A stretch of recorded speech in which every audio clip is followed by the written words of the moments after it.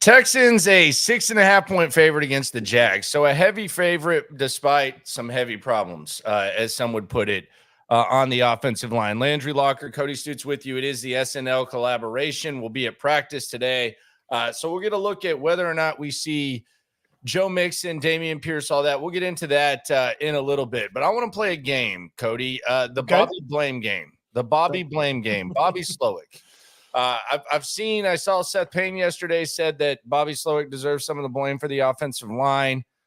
I know Bobby Slowik is a topic for some when we talk about the problems with the Texans. Are you going to participate in the Bobby Blame game? Yes, I am. But I'm not going to participate like some people participate, because some people take Bobby Slowik and use him as a shield for the poor offensive line play. And that's not the way you should blame Bobby Slowik. If you want to put some things on Bobby Slowik, I'll listen. There are a couple of plays that had some curious blocking elements to them. Like, I can remember one play Sunday where Kenyon Green just vacates his area and comes back across the back part of the line. And then ultimately where he vacated, nobody picked it up and CJ got pressured, or I think he maybe got sacked on that play. Like, there's some curious stuff that they do with the offensive line. But Bobby Slowik doesn't make them false start. Bobby Slowik doesn't make them line up illegally. And Bobby Slowik doesn't let Andrew Van Ginkel work over a $25 million left tackle. He doesn't let a couple of interior defensive linemen that we've never heard of beat up his interior offensive line. And Bobby Slowik can't block for these guys. So the Slowik blame deserves some of the blame. Yes. Does he deserve blame in place of the offensive line? That's ludicrous. They share the blame. When the offense isn't working, you look at the key factors to it, and then you start going down the list. The key factor, the offensive line. Next, you want to go Bobby Slowik? I'll listen to you on that. Yeah, I just, it's like whenever a team gets a lot of penalties and you immediately say it's the coaching, it's a lack of discipline. I think sometimes that's kind of simplistic. I don't think that Bobby Slowik and D'Amico Ryans are coaching Laramie Tunsil to go out there and line up wrong. I would argue they're probably coaching the opposite. So, maybe there's like some nuance and there's some intricacies that Bobby Slowik is not performing at the highest level. I'm just not going to sit here and pretend to understand exactly what he's supposed to be doing and what that nuance is. As far as actual play calling, I think some of his best efforts were actually kind of wiped away the other day. So do I sit here and I think Bobby Slowik's like some sort of victim of what's going on? And not really. But I do think that it's a personnel thing as much as it is a Bobby Slowik thing. And I think that even the best front offices have weak spots. The New England Patriots couldn't evaluate receivers. Even in their heyday, they couldn't. They made a lot of mistakes at receiver. Now they made some good decisions as well. But as far as like evaluating and investing and draft equity and stuff, there was a rough stretch there for New England. So maybe that's just kind of the weak spot of the front office. Unfortunately, that's a weak spot that's very hard to overcome, which might be something that Bobby has to do. But I don't dismiss Bobby Slowik. He's just way down my list of things and list of problems with the Texans right now. Like, Bobby Slowik sets it up so that the tight ends block the defensive ends. Like, if that's what was supposed to happen in that play, that's a bad job by Bobby Slowik. You know who else did a bad job? Cade Stover getting run over. Dalton Schultz not being able to block the guy. Like, you put those players in the position hoping that they're going to succeed. When they don't succeed multiple times, yeah, maybe it's on you the second, third time after that. But when you just give Cade Stover the opportunity, hey, this is the play call. You know that you got to block this guy. You can't get run over. So, is that Bobby's fault that Cade Stover gets run over? The very first time, it's probably not. The second, the third time, when Dalton Schultz does it, yeah, that's probably Bobby Slowik's fault as well. But the thing that works for and against Bobby Slowik in kind of assessing what he does is the short resume that he has. He has last year as an offensive coordinator. And so you can see some of the ugly and the warts from last year, but you can also see how he cleaned it up. And then you don't have like this long, if Andy Reid and the Chiefs have a couple of bad games in a row in offense, it's Andy Reid. He's going to fix it. Like, the tough part about when Slowik gets critical is you don't have this long resume to look back and be like, yes, he's going to fix it, and yes, he's going to fix it in short order. Now, he did it a couple of times last year where he fixed it. I think the best example is Carolina. They're awful on offense. The next week, they're incredible on offense against Tampa Bay. That's a pretty decent Tampa Bay defense last year. Like, he's got it on his resume that he can fix his parts, but nothing he does, nothing he calls. You could have Andy Reid calling this team. If the offensive line can't block, they're not going to beat anybody. Here's the problem, though, and I think this is just natural for people. I'm not even saying that I'm not guilty of it. I also feel like he's kind of an easy target, and I think that of all, like, if you power rank the beloved things in Houston when it comes to the football team, I think C.J. Stroud and D'Amico Ryans are at the tippity top, so they're not going to get much blame. And I don't think C.J. Stroud deserves any. I think C.J. Stroud is a victim of poor offensive line play. I don't know if Bobby is a reason or how much of a reason, but I think C.J. Stroud is a victim of poor offensive line play. So I understand that.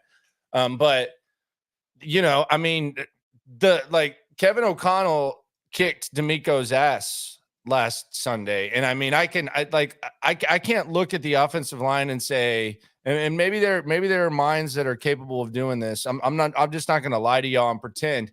I can't look at the offensive line and say Bobby Slowik should have done this. I can't look at it. There might be something that I should see, but I can't look at it and say that. I can look at Minnesota kicking D'Amico's ass with Kevin O'Connell and Matt Burke, I think, and saying, well, just like the announcers were, why is Justin Jefferson not getting any resistance at the line of scrimmage? Why is that happening? Why is it that whenever they have their break between the second half that Kevin O'Connell comes out there and just has the perfect game plan to dissect the Texans defense along with the help and the sloppiness? So the other thing about Bobby Slowik is, and this is going to be the case no matter what, I mean, he can call 5 gyms in a row. If they lose a game, you're naturally, and rightfully so, because I think these two guys are going to be here for a long time and they've got a lot of sweat equity and they represent a lot of hope and the reason that people are so excited about this organization. But even if it is CJ or D'Amico or anything like that, I think Bobby Slowik's going to get a lot of the blame. And again, don't know whether or not that should be the case. I think that would be the case even if it shouldn't. Well, the perception and look, when you're the offensive coordinator of a team that has Nico Collins and Stefon Diggs and Tank Dell and a highly paid offensive line and CJ Stroud, and you score 7 points, you're going to catch criticism. You should. And I'll be very interested to hear what Bobby Slowik has to say. And what he says at the podium is not going to necessarily affect how he can call a game. But I do want to see, he has not been afraid to take blame when he feels like he has been the issue in the past. So I am interested to see what he says Thursday when he goes to the podium. But there's nothing that was good outside of a couple of CJ Stroud throws, and maybe a moment or two here from the defense. Ultimately, they gave up what they gave up. Like, nothing was good from this team. So it'd be very foolish to narrow down and say this guy's the reason or that guy's Bobby Slowik and the O-line need to share the blame for what happened to this offense. It wasn't good enough. I mean, even when I asked D'Amico Ryans about the rushing attack, wasn't good enough. We got to be better. It's like, well, it wasn't good enough because A, you got down, B, you couldn't throw the ball, and when you did run the ball, it wasn't good. You had guys getting blown up and rushes that go nowhere. The only time anything happened was Cam Akers hit the B button 2 times and spun out of 2 tackles. He did. By the way, pour one out for Titus Howard's Twitter account. Looks like it's dead. At the moment, pour it out for him. Past due, man. That thing lived way longer than it probably should have. So good for him. I think it's on hiatus. Well, that's fine. And I think it's coming back. He strikes me as a potential burner guy. So yeah, there's that. But yeah, it's for now the actual account is resting and good for him. You're going to be better off for it, I can assure you. I will. Can I? Okay, hold on. Conspiracy theory. Oh God. Conspiracy theory. Cody's back. Is there a chance something happened more than just catching a little flack on Twitter that made 100%? I don't see how D'Amico Ryans can hear what Titus Howard and Laramie Tunsil said and not like kind of come down on them pretty hard, because you're telling on yourself. Like you're literally saying, well, I'm committing penalties more than they're actually calling. So if I'm D'Amico Ryans, I'm not too pleased with that. Like, I do wonder, conspiracy theory, did another injury pop up? And he's like, I can't take people telling me that I'm, injury prone on Twitter, so I'm out of here. Or did he get benched? No. I mean, but like putting together, like if I felt like I didn't play bad and people are telling me I played bad. To watch the tape. Yeah, he said show me where I got beat. I bet you that they showed him, but like putting together if I felt like I played bad or I played not as bad as people say, I'm getting a lot of criticism on Twitter, and then I walk in and they tell me that the other guy's going to be in my place, I'd probably delete Twitter. I'm just saying. It's a conspiracy theory. I would say if I sucked and I was getting piled on that bad and I said something dumb that would harm the team and my ability to do my job, it's been a long time coming. That would be my theory on that.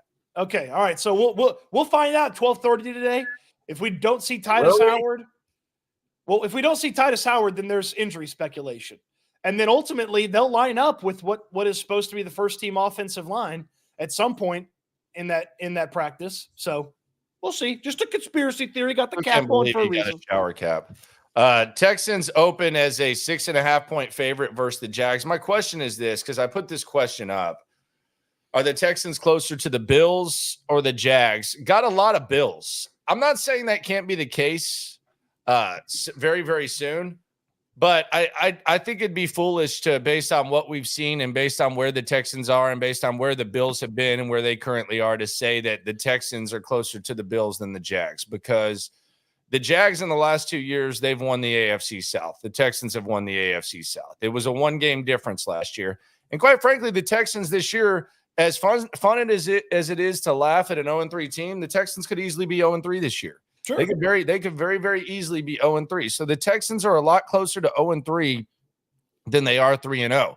Now, you beat the Jags and you go to 3-1, and then you got the Bills, then the fluid process can start shaping up. My question is this: instead of debating stuff that's going to play out in the next couple of weeks, how much better are the Texans than the Jags? That's the question. Because when I see a 6.5-point favorite and you see Jacksonville kind of starting to get banged up, how much better are the Texans than the Jags? That would be my question. I would tell you that they are significantly better. And when I say that, I mean the floor is a lot higher for Houston than I think. Like Jacksonville's floor is get dominated by average to bad teams. The Texans' floor right now, as we've seen it, is, squeak by bad teams. Like, I mean, they got dominated by what we think is a pretty good team over there in the NFC in Minnesota. So I would tell you they're much better. The quarterback is more consistent. The talent at wide receiver is better. The offensive line is more talented. It's both offensive lines have played poorly, but the offensive line is more talented in Houston. And then defensively, there's actually a pass rush. There's not really a consistent pass rush over there. Jacksonville just lost their leading tackler for a few weeks. So he's going to be out. Tacklers in the league last year. Yep. So he's going to be out for a few weeks. And so he's not playing Sunday. It is dire there in Jacksonville. It feels like, I kind of look at that team and I say, okay, they're not like a contender, but they're not 0-3 at like type of squad, but there is kind of a feel of, man, it's just been going too long, man. Like sometimes you just got to move on. Sometimes there's a shelf life. It does feel that way. And when I saw the line, I was kind of surprised, honestly. I mean, this is the one thing Jacksonville is. This is going to be a desperate time. They're playing for their season. Like I don't think there's no it's early with this. Like they're playing for their season. And the Texans, if you get within a one game of Jacksonville and you go 2-2 during, is this the easiest quarter of the season? I'm still going quarters. Is this the easiest like 4-game stretch perhaps? Yes, I would tell you that this is likely supposed to be one of the easier 4-game stretches and is the easiest 4-game stretch. Okay, Because I would agree. the next 4 is Bills, road Patriots, road Packers, home Colts. See, yes, I would agree. Although the Patriots aren't that great, but yes, I would agree. So if you go 2-2 in that, and you're only 1 game up on the Jags, and the Jags all of a sudden have life after be kind of against the ropes, then it's not the sky is falling. Like, I'm not sitting here saying that the Texans are out of it and screw them or anything like that. They're still in the division, but you've squandered away a huge opportunity. And I said this last night on the night stream, which you can hear at 10:30, a little more loose. There's only been twice in NFL history that a team has started out 2-0 and the rest of the division has started out 0-2. So if 4 weeks after that season, you're 1 game up on 2 of those teams, that's not ideal. That's not ideal. Well, and you could be actually tied with the Colts. You've played poor enough that you've allowed them to hang around. If you lose this weekend, you will have played 2 really poor games back to back, and despite what you did the first 2 weeks, gutty wins, getting those victories, you will have played poor enough to allow teams to hang around. And we've seen, the Jaguars were that team last year. They played poor enough to let the Texans hang around. Next thing you know, the Colts and the Texans take care of their business, and Indy doesn't. Jacksonville doesn't. The Colts and Texans played for a playoff spot and ultimately the AFC crown. Then Jacksonville just fell apart. You don't want to be in 2024. You don't want to be the 2023 Jags where you had a nice lead, you felt comfortable. At one point. At one point last year, the Texans were plus 500 to make the playoffs late in the year. Yeah. It was after the Jags game. I remember it because I already had the Texans to win the division with McLean, and I was like, double down. I didn't do it, but it was after the Jags game. Yep. So you don't want to be 2023 Jags if you're the 2024 Texans, and to avoid being that, you got to beat the 2024 Jags. Jesse Swarm in the super chat. He says the Blake Fisher pick that people were upset about makes a lot of sense now. I hope. Keep up the great work, Cody. Landry does great work too. No. That's your crew. It's all good, man. But the thing about that is true. And that was more of a chess move. And we were all a little bit surprised, I think, initially by that. But yeah, it looks like a really, really good pick. I think he's one of the starting tackles at the latest in the next couple of years, but I would not dismiss. First of all, Laramie and Titus, they don't play 17 games, so we'll get a look at him. But yeah, the pick looks actually brilliant right now.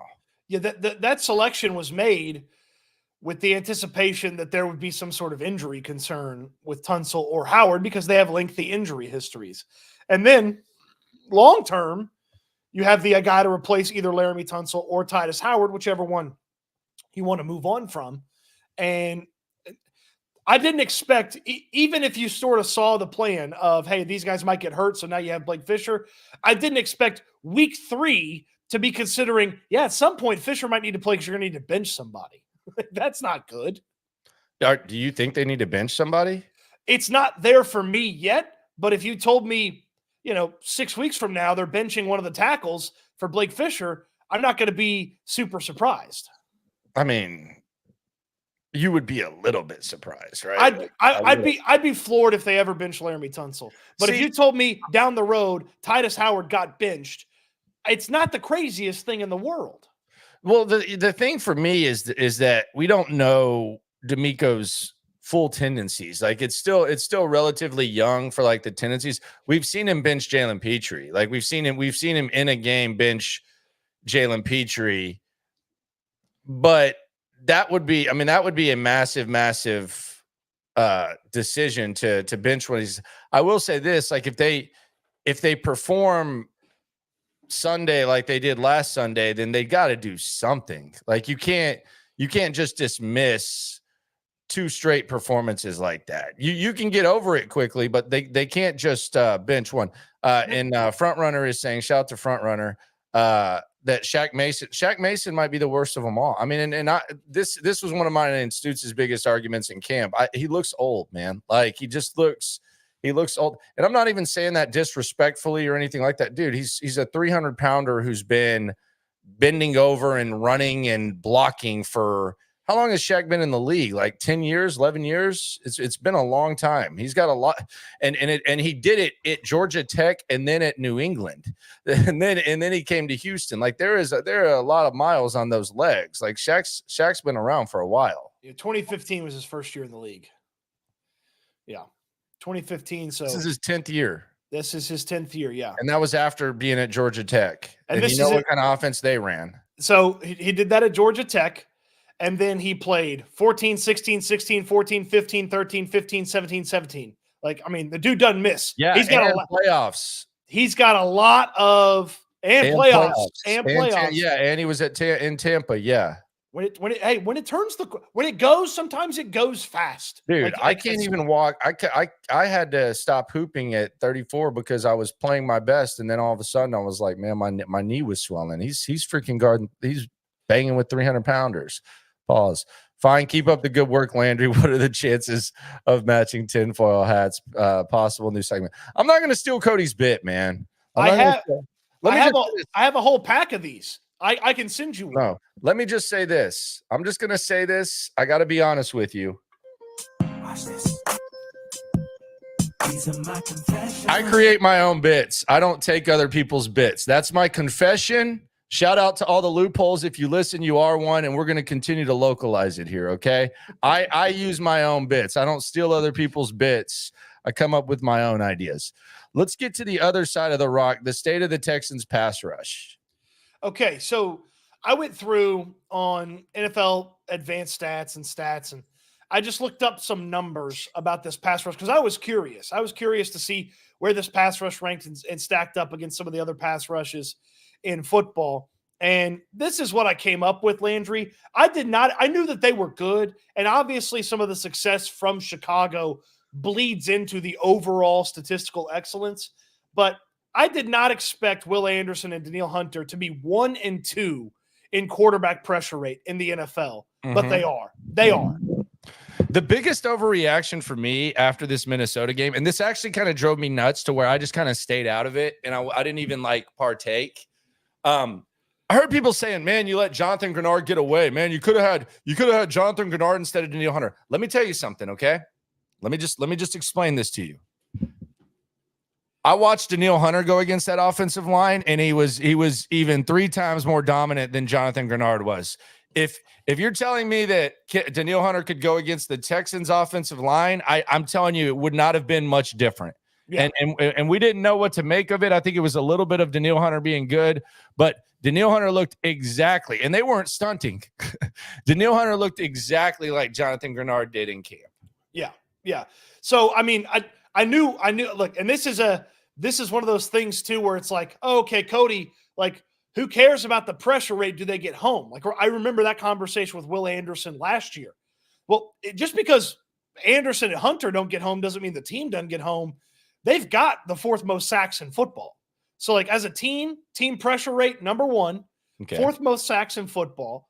And like, okay, well, when are they pressuring guys? Well, when trailing in the game, Will Anderson's the 5th best in football. Felt like that was a pretty good stat. And then the one that blew me away was 3rd down pressure rate. Foley Fatukasi and Will Anderson are tied. They're the best in football.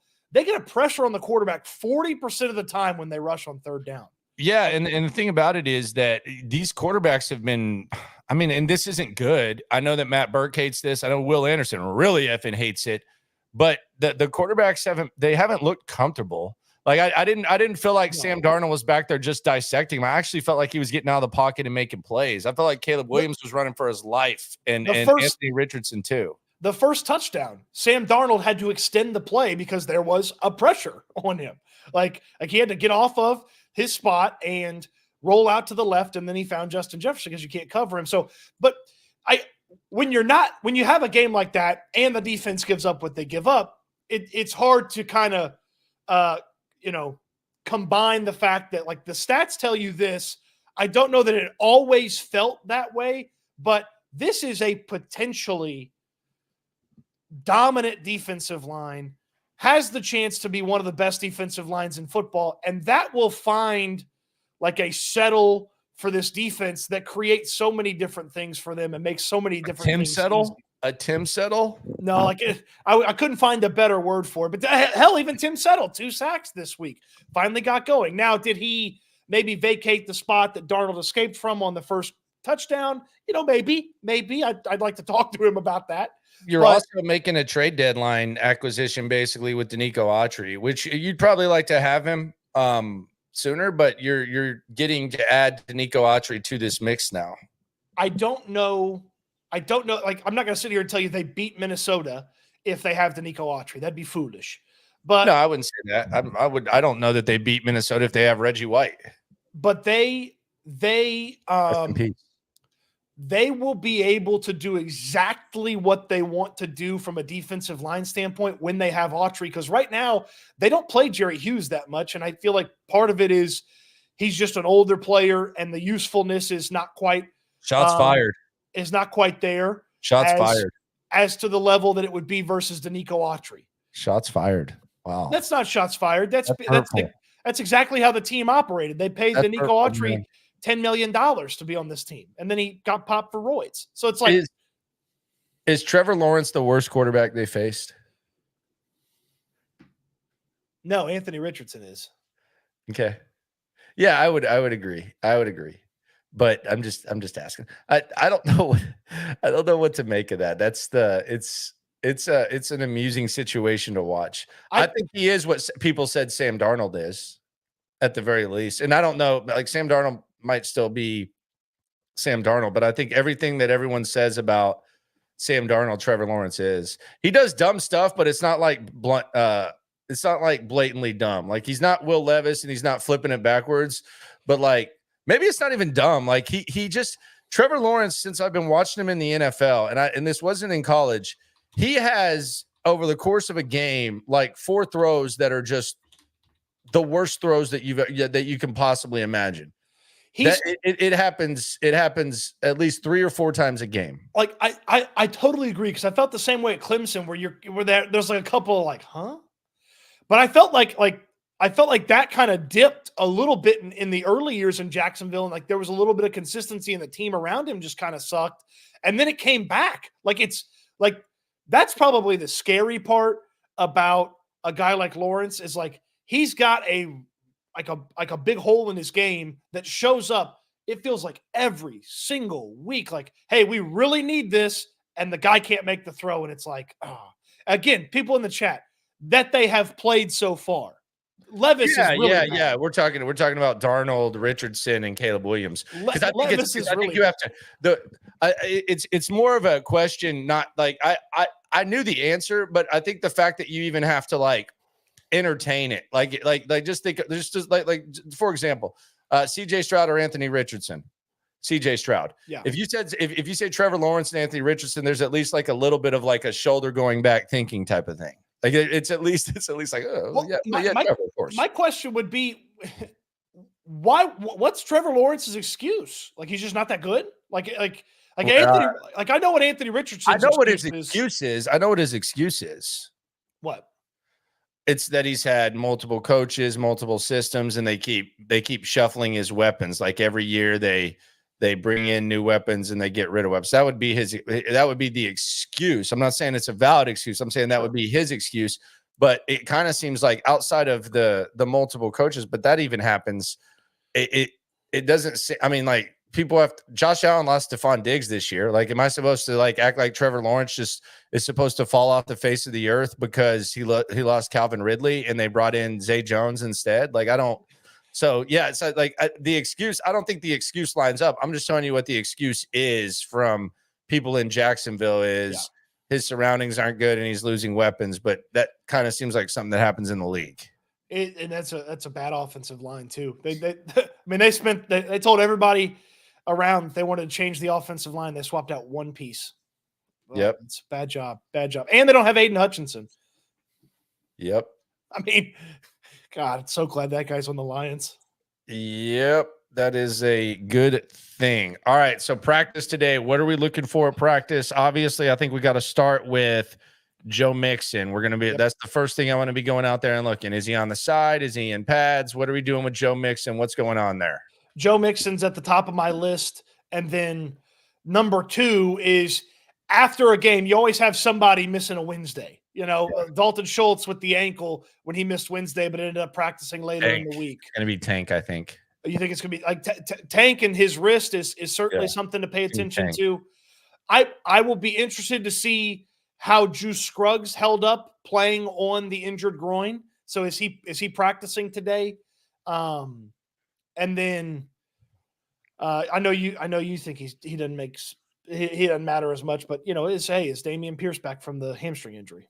Oh, okay. There you go. Little Damian Pierce running back action. All right, man. Appreciate everyone for coming through. Be sure to subscribe on all podcast platforms. Check us out on YouTube, 9 a.m. tomorrow. And then we're going to go to 4 p.m. final injury report reaction on Friday, reaction Mondays at 8 a.m. Appreciate y'all for coming through. Always remember, when it comes to this Texan stuff, we're all in it together. Eat good, sleep good, be good. We'll talk Texans again soon.